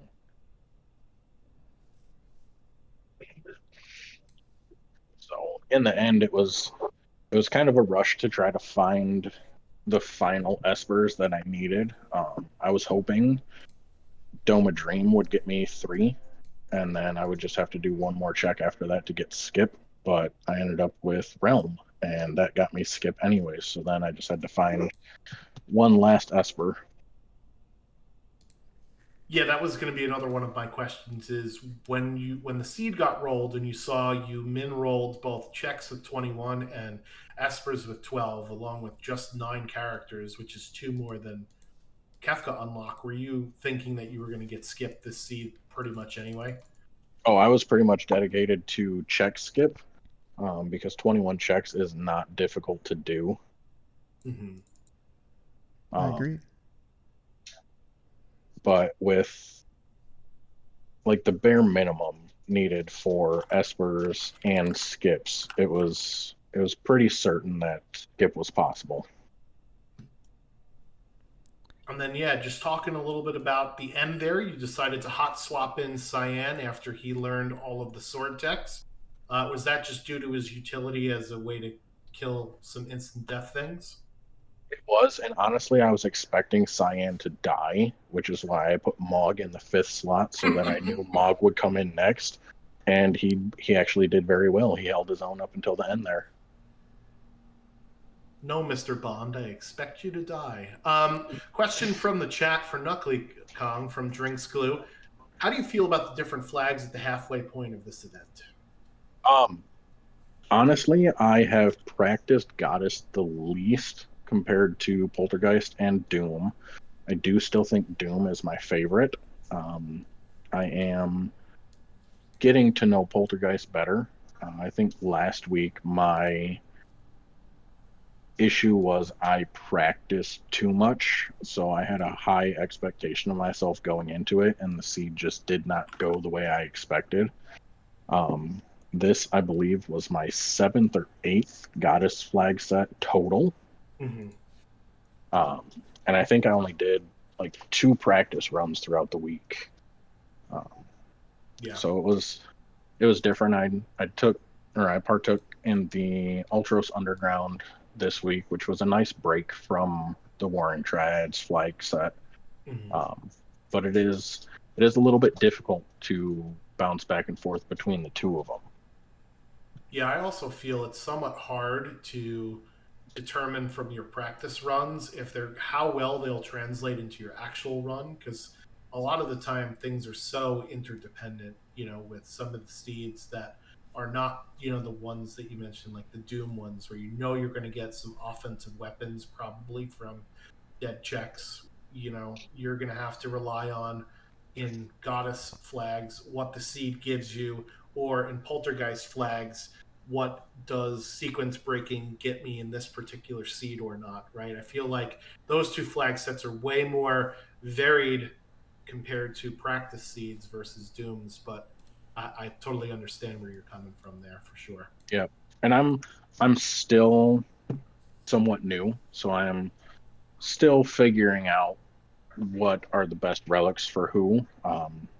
I played vanilla years ago, and when I played it, I was young, so I didn't fully understand all of the mechanics of it. So Mhm. my strategy was to just hit stuff hard. Um, Yep. and with the different flag sets, you have to learn what needs to be done. Whereas Doom, it's built around physical offense. Yeah. Well, I mean, I will say that I never um, knew as much about the game as I do now. Obviously, playing it, the randomizer, much deeper knowledge than vanilla game knowledge, but I certainly understand that same aspect. There's a lot to learn in this game, and looking to get better is always Oh, absolutely. And a good goal there. I'm happy with my win tonight. It's a good win for my team, but at Mhm. the same time, win or lose, it's always fun to do these. Well, I want to thank you for agreeing to be featured on broadcast tonight. Same goes with KwestopherWarken. I know things did not go his way. He ran into 12 characters, and the only one we didn't know where they were was Saban, because you had found Realm. So that made his seed a bit of a slog as well. Gig, do you have any Interesting. questions for Knuckley before we let him go? No questions. All right. So as you mentioned, you did even this up: Team Inferno versus Team Atma. Tomorrow at 7 p.m. Eastern is when your last teammate, Ensign Wesley, I think is your teammate, or is it Retro? Yes. Yep. Ensign Ensign. Wesley will be going up against Retrofile TV 7 p.m. tomorrow in their matchup. So that'll determine who gets the weekly win, but at least with your teams splitting one individual win apiece, you at least are clawing back something here in the standings. And there's still some time left. We have to go through fighting against the other three teams a second time. Going through week 4, 5, and 6. So we're now halfway through the Warring Triad event. And good luck with the rest of the season. And I'll hope to see you in the bracket portion of Warring Triads. Hope to be there All right, catch you later. later.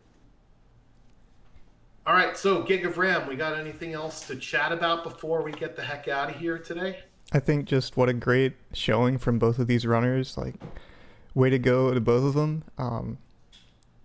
And yeah, I'm looking forward to see how this pans out over the next 3 weeks, and what's after that, the elimination rounds. So I think this event is really it's been really fun, and it's really exciting. I love the flag sets. Yep, it'll be interesting to see what happens and who comes out on top this week. So keep it here to Final Fantasy VI Worlds Collide, whether you're watching us on Twitch. Thank you so much for following. If you're subscribed to us on YouTube, also appreciate that. And if you're not either, then you're a jerk. No, I'm just kidding. But you should probably at least do one of the two so you can stay up to date on things Worlds Collide with the randomizer. Gig of Ram, thank you so much for doing the broadcast tonight, for volunteering to restream and to do commentary with me. Can't have the races without the staff either, so appreciate it. Thank you for being here. Thank you. And that's going to do it for this race. Thank you so much, everybody, and we'll catch you on the next one.